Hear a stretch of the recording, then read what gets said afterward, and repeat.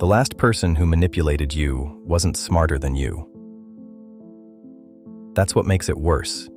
You agreed to something you didn't want to agree to. You explained yourself 3 times to someone who understood you perfectly the first time, and you still can't figure out how it happened. It's because you're intelligent.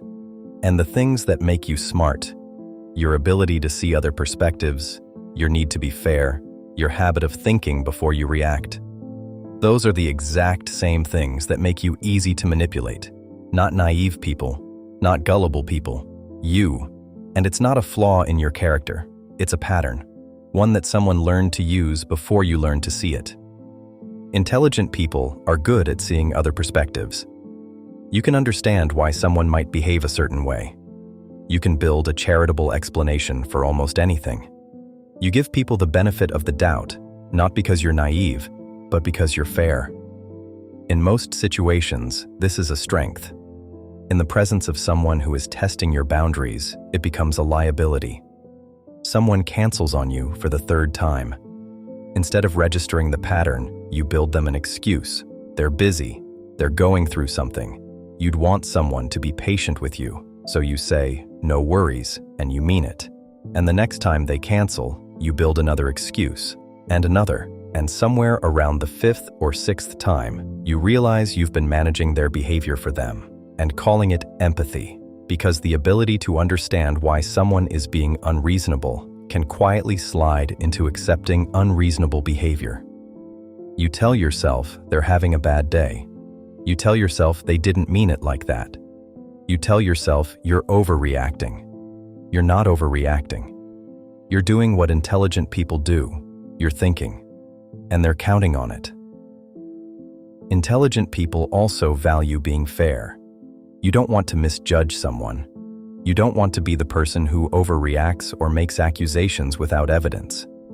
That hesitation, that small pause where you think, maybe I'm reading this wrong, that's all a manipulator needs. They don't need you to trust them completely. They just need you to doubt yourself a little.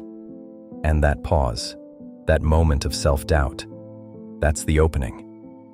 Here's where it gets worse. Intelligent people are usually good at explaining themselves. When challenged, you can articulate your reasoning clearly.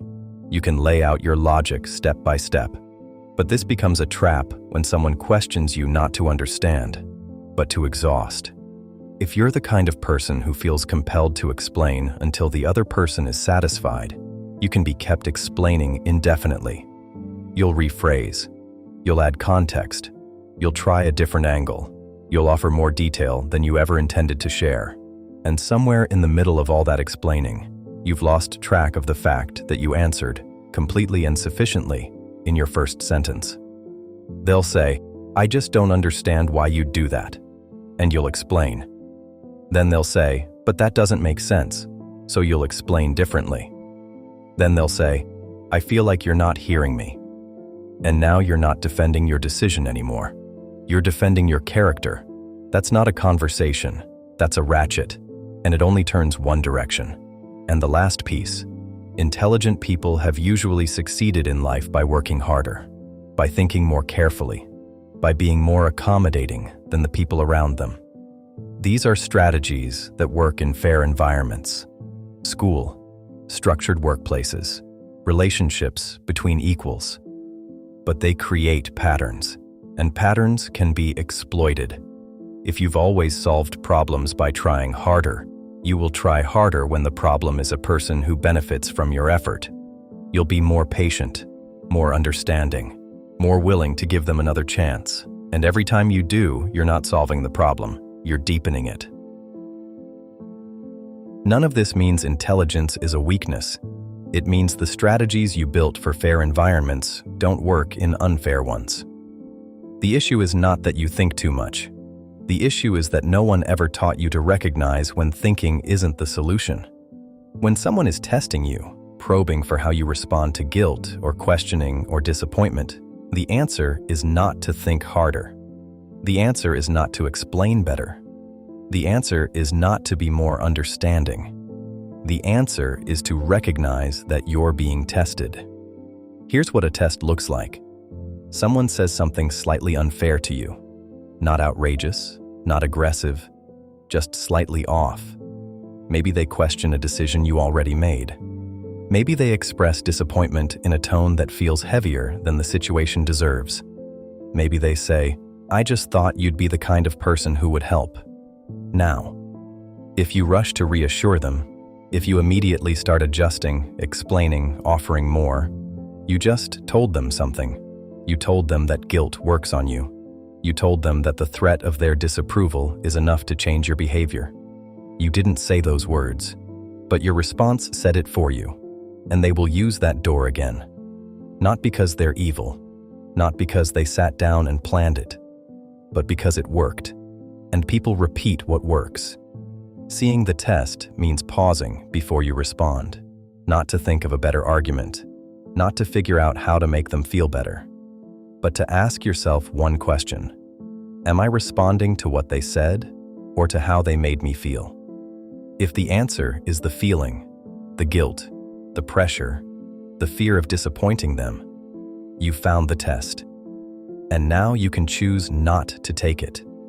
That's the shift. Not learning to argue better, not learning to fight back, learning to see the test while it's happening, instead of hours later at 2 a.m. replaying the conversation in your head. There are 27 of these tests. Each one targets a specific pattern. Each one has a specific mechanism that makes it work, and each one has a specific response that shuts it down, without escalation, without confrontation, without becoming someone you don't want to be. That example a moment ago. I just thought you'd be the kind of person who would help. The interrupt is 5 words. What specifically are you asking? That's it. You're not defending yourself. You're not apologizing. You're forcing vague disappointment into a concrete request. And most of the time, there isn't one. The disappointment was the tool. Once you ask for specifics, the tool stops working. That's one tactic. One interrupt. There are 26 more. I wrote a book about it. It's called Close the Opening. The link is in the description. There's also a free assessment on my website. 28 questions. 4 minutes.